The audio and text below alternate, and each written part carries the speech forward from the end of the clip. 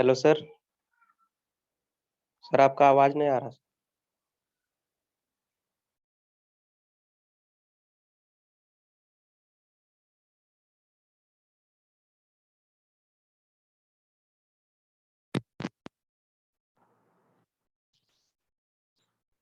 Now, Yes, sir.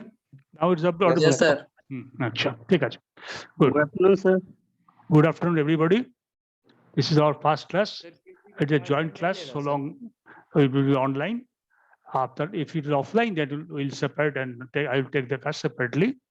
I will take both theory as well as the practical class of strength of material. My name is Sudip Bakshi. I am a assistant professor of mechanical engineering. I am an old man, you possibly know. And well, I'm working in this college for last 7 years. And for the third semester, I always taught this subject, strength of material, in Cologne University, and now for Jharkhand Technical University.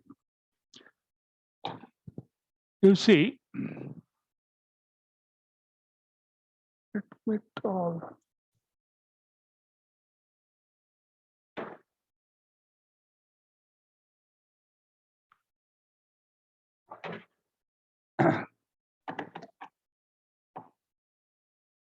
you see, first we have to understand what is exactly the strength of material and why you are supposed to know this subject as an engineer, as a young aspiring engineer yourself.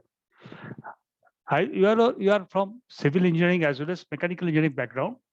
And first of all, you have to know what is the application of the forces.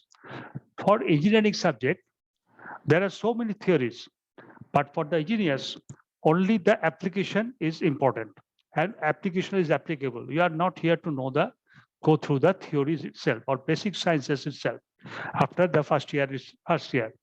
From second year onwards, you have to know the practical sciences and how you can apply your basic knowledge about the different force, load, etc. like this. Now, what is shown here? This is the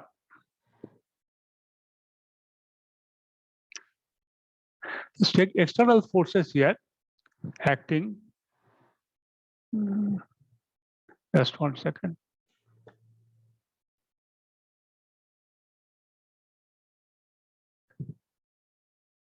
The external forces, first we have to know the external forces which is acting on individual structure or machine members. So you know, when you are running a machine, the machine consists of a number of different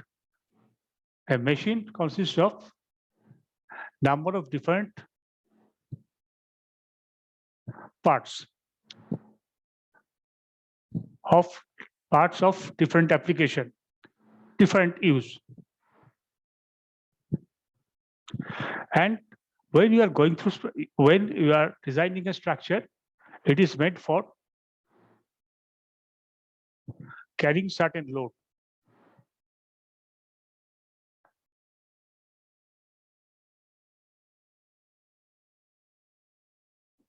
Now, just I'm doing it again. Share. So now,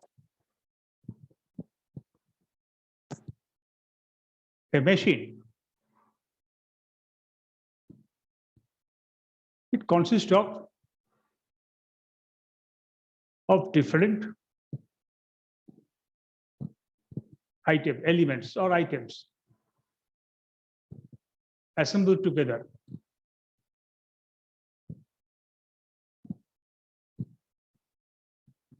A structure maybe steel structure,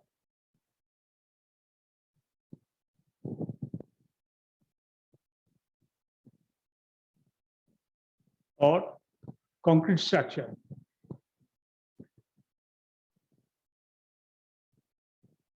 It is meant for both of them. All these individual elements and all these of a machine or all these steel or concrete structure are supposed to carry a particular amount of load.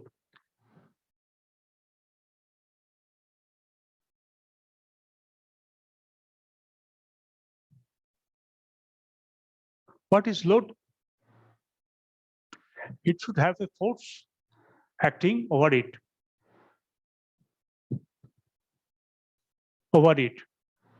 How much force it can carry? Force it can carry before breakage.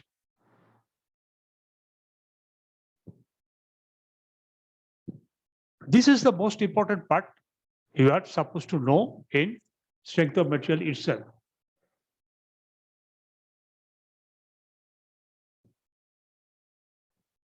Now, external forces acting on the individual structure, machine members of engine design are very common. So you have to know first what are the different forces acting over your machine member, and then you have to design your machine member like this, that this machine member should be safe, durable, and economical, so that it should not break due to application of the force. It should sustain the load for a constant amount of days or a constant amount of years. It should not, the machine should not break down after 1 year or so. And after all, the first but not the least, which is it must be economical. So your machine should be such that your buyers have the ability to buy it. Otherwise, it is useless to make these machines. So load carrying capacity of the members is to be designed for a, that is of paramount interest, means most important to know their dimensions and minimize the cost. So what we are supposed to do?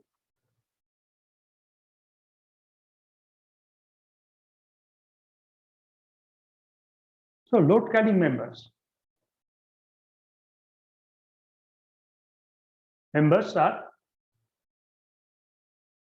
are to be designed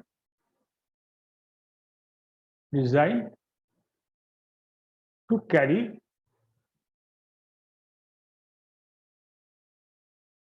the load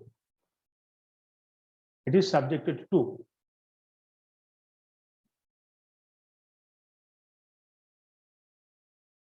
Now, how is it? What is design?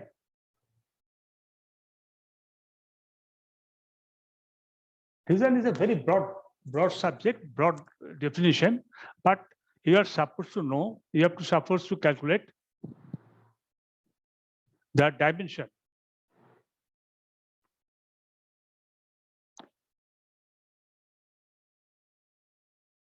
Length,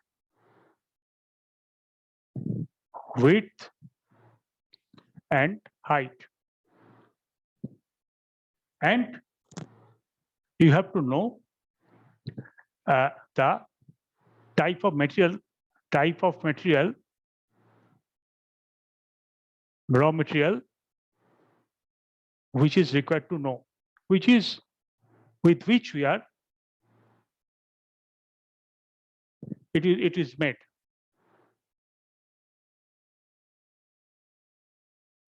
And both whole operation, whole process means design, manufacturing, and assembly should be economical.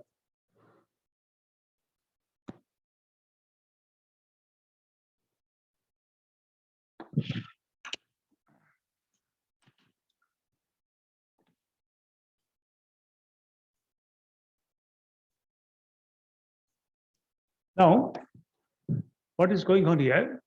The subject of center of material deals with the strength or load carrying capacity of various members, such as beams, columns, or structures. It also concerns the stability and rigidity. Means it may carry the load, all right, but it may deform. It may not be rigid that on. It may deflect. That will not serve your purpose. So it should be stable and rigid. So theory of structure involves the application of these principles, such as made of beams, columns, slabs, arches, etc.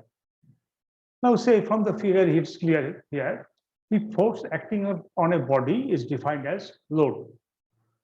This is the force acting on the body.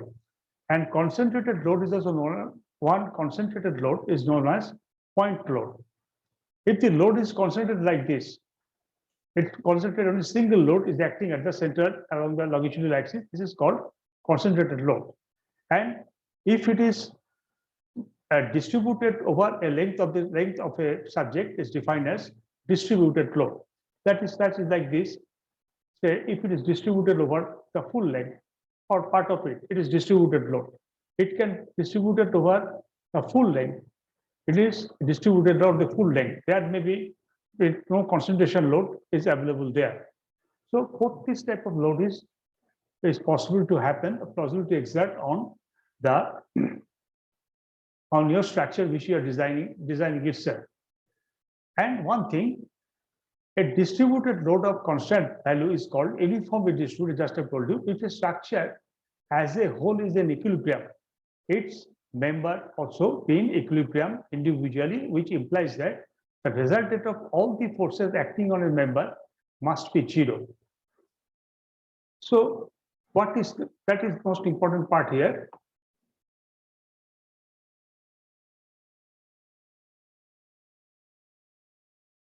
Next point is the whole structure.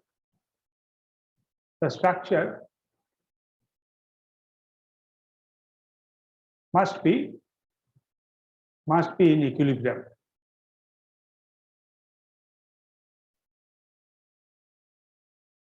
Which means no resultant force. No resultant force. Force is created by the structure.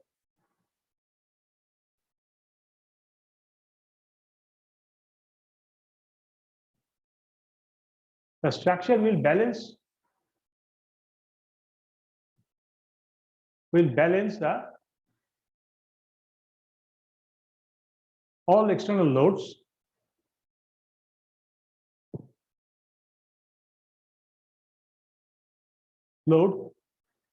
by creating resisting load on its or by its own.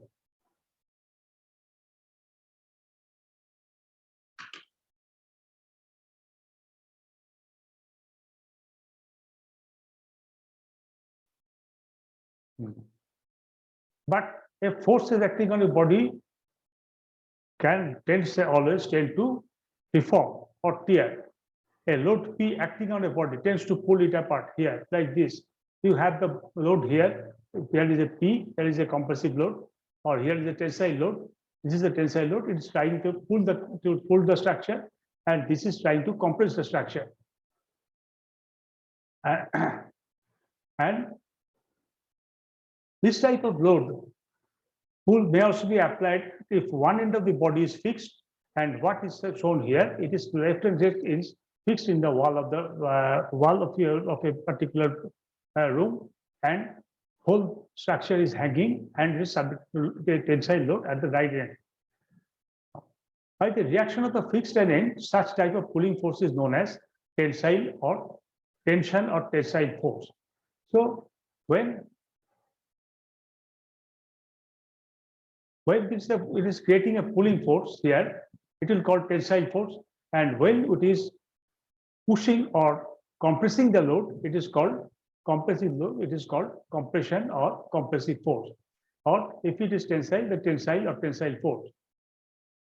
Now, the forces acting on the body along the longitudinal axis are either direct or axial forces, and forces acting normal to the angular axis of the body are known as transverse or normal forces. So here, the forces acting may be compressive, may be tensile, acting along the longitudinal axis, and force can act like this over the normal to the longitudinal axis. This is called transverse or normal forces itself. Our elementary theory is a material subjected to external forces assumed to be perfectly elastic. Maybe what is the mean? Deformation caused by the body will totally disappear as soon as the load or forces are removed. And other assumptions are the bodies are isotropic, and same property in all direction, homogeneous, same properties anywhere in the body. So we are supposed to have few assumptions like this.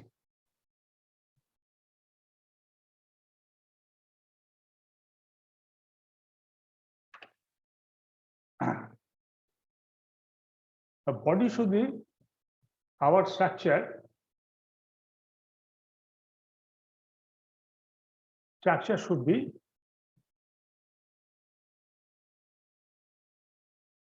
perfectly elastic.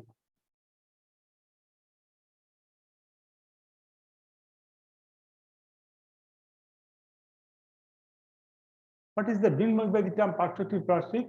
It will regain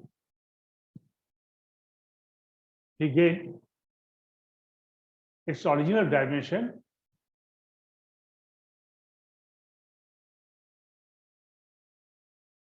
when the external force is removed.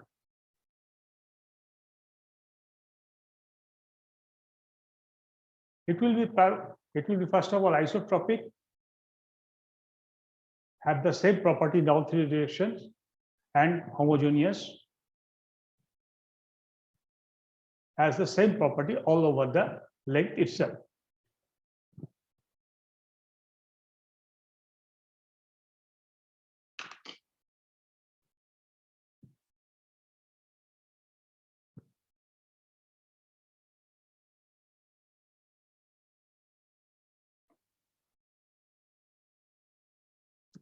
The applied external forces of the body are bodies are transmitted to the supports through the material of the body itself. This phenomenon tends to deform the body and cause to develop equal and opposite internal forces. These internal forces, by virtue of the cohesion between the particles of the body, tends to resist the deformation. This magnitude of the tensile internal resisting force is equal to the applied force, but the direction is opposite. So this is the tensile force itself.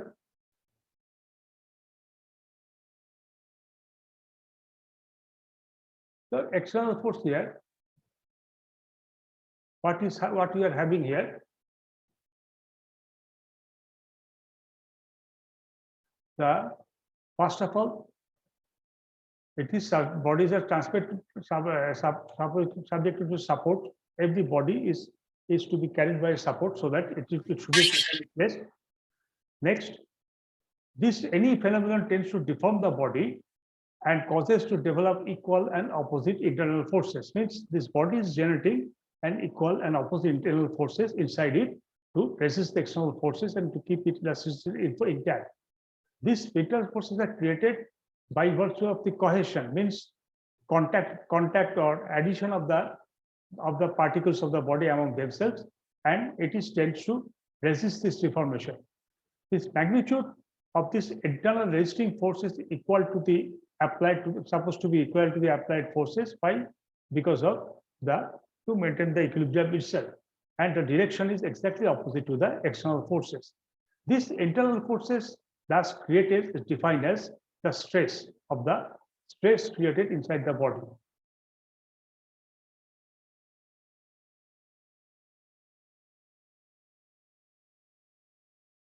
Now, here in figure here, it is cut at the middle by an axis XX, section XS, and now each element of the member is equilibrium under the action of the force P. Here, what you see, there is a force P at this end, right end, and there is also another force P of equal value at the left end. And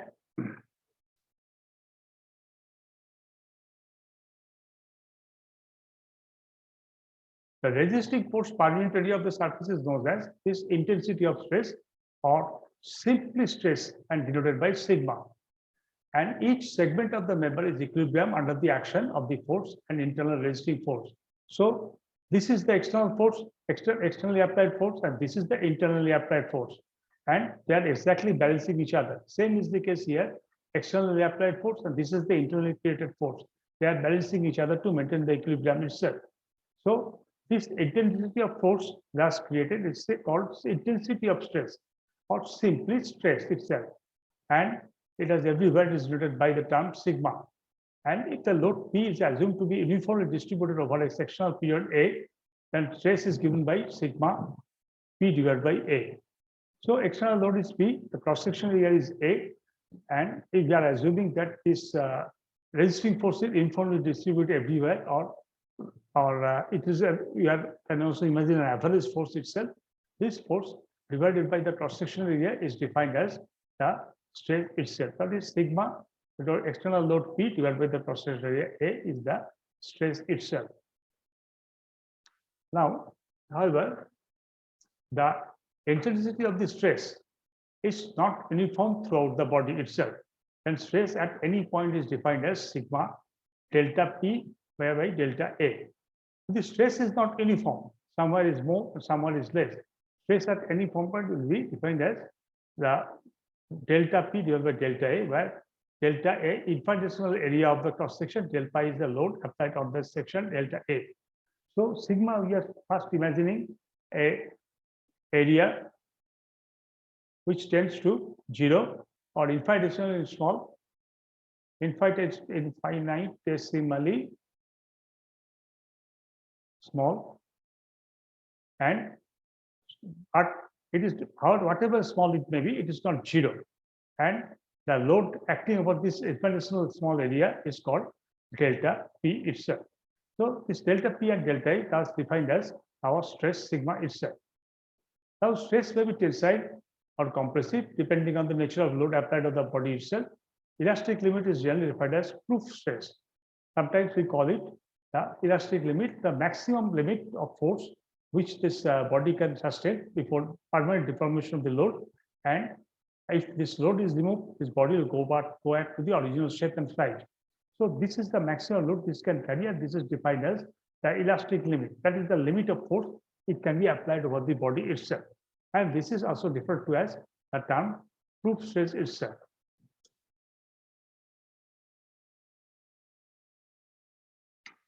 Now, what will be the units of the body? The unit of stress is N by M, Nm square, or Pascal, PA. Whatever is it, generally this is the Pascal, or PS, PA, or megapascal is MPa. But as PA is extremely small, the stress of an apple on any area is 1 m square. That is, preferably they express the stress in units or MPa itself, or megapascal.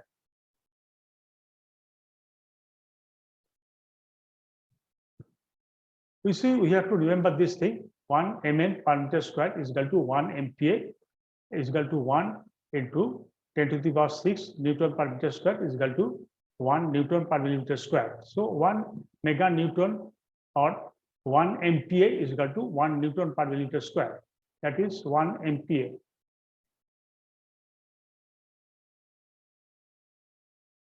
And 1 GPa is equal to 1000 Newton per meter square, or 1000 MPa.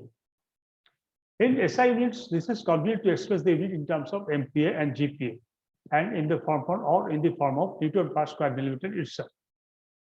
Now we'll go through the shear stress after a few classes, and let us go through the different applications of strain and stress. Next, we are going to the definition of strain. Now, deformation of a body under a load is proportional to its length itself. Means longer the body, more will be deformed; shorter the body, less will be deformed. To study the behavior of a material, it is always defined to study the deformation per unit length of the body, and then it is called Topher deformation itself. The elongation per unit length of the body is defined as longitudinal strain and simply strain, and recorded by the symbol epsilon. If delta is of the elongation, delta is the delta is the elongation of the body of length L. The strain epsilon is given by epsilon delta by L itself. As it is a ratio of similar quantities, it is dimensionless itself. So what is strain?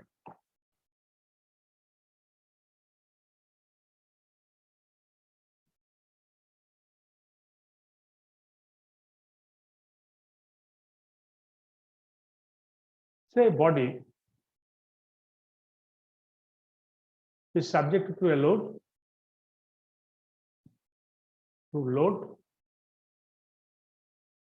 and say tensile load, and it is elongated up to a certain to a length, up to a what you say a maximum up to a fixed or defined length to say defined length to maintain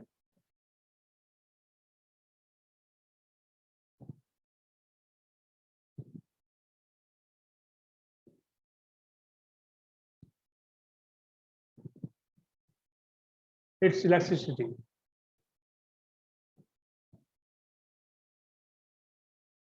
Now, what will say the length is increased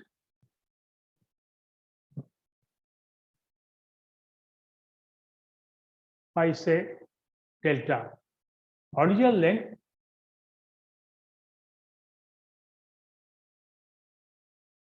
was say L. So we have defined a longitudinal strain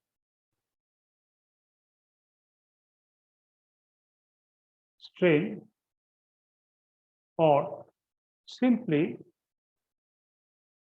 strain equal to delta divided by L or elongation divided by original length.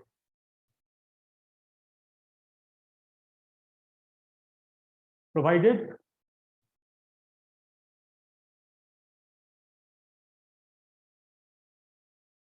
the bar is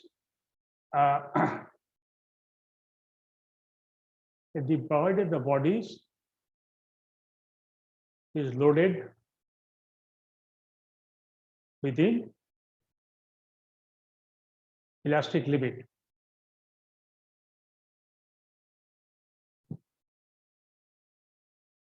So this is one item we have gone through, that is the stress, the resisting force per unit area within the elastic limit, and strain, the elongation per unit original length is called strain or longitudinal strain. That too also the body is to be loaded within the elastic limit itself.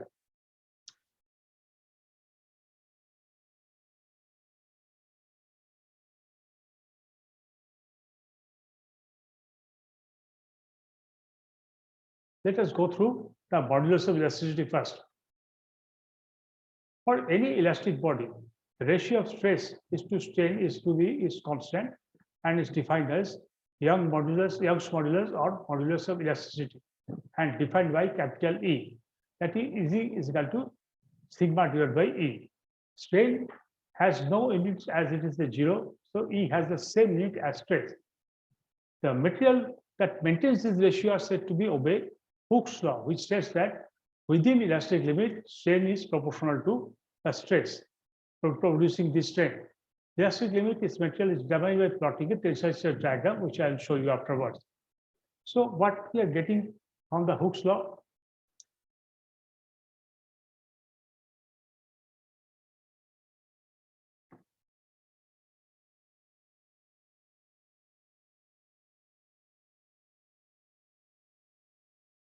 It is tells us the resisting force, resisting stress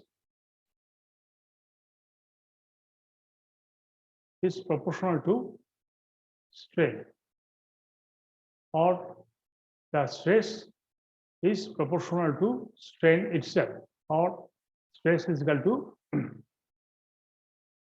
constant of proportionality and multiplied by f star. This A is the called Young's modulus itself.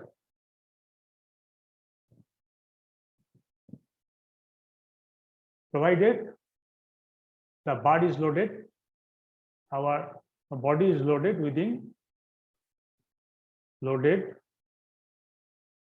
within the elastic limit.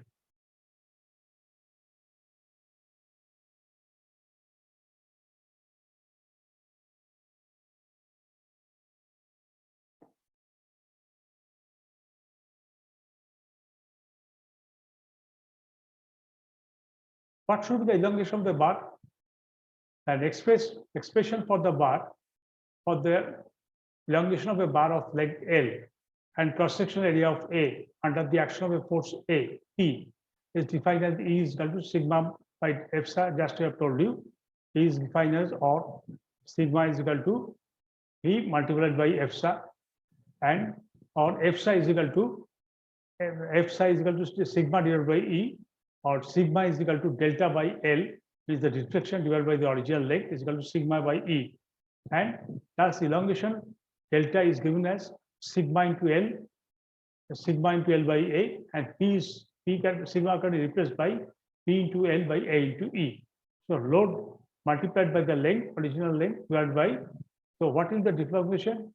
Load multiplied by the length of the bar, length of bar divided by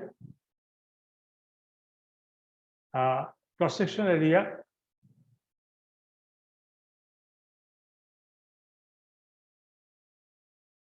multiplied by Young's modulus.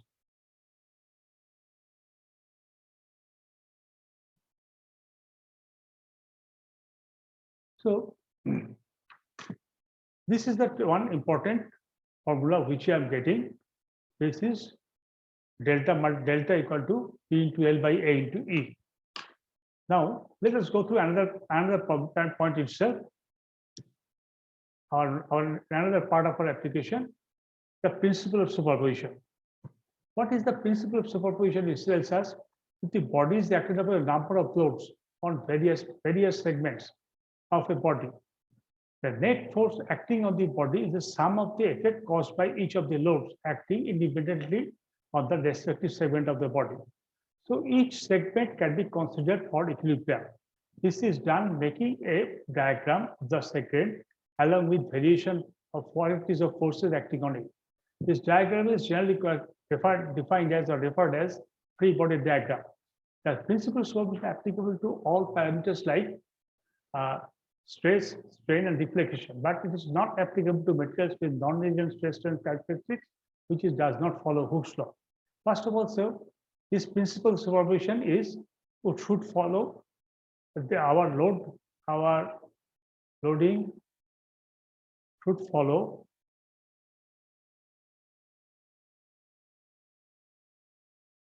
Hooke's law, that is stress is proportional to strain, and so the load is within elastic limit.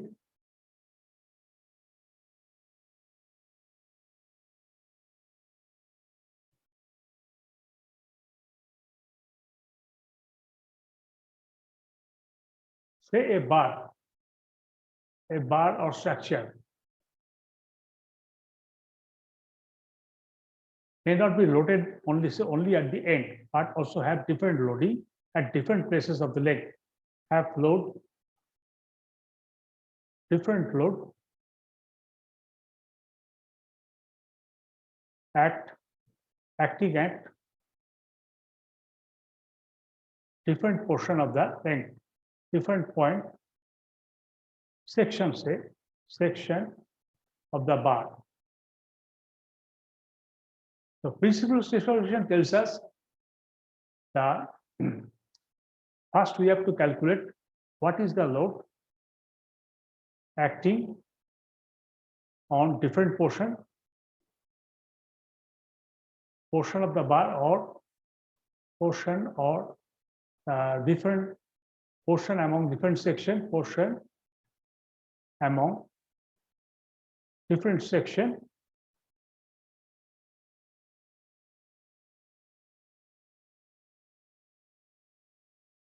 Now, calculate the elongation. The elongation and contraction and add together to get total elongation or contraction. All elongation should be added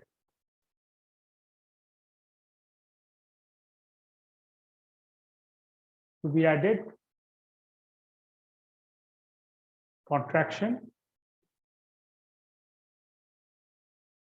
should be subtracted.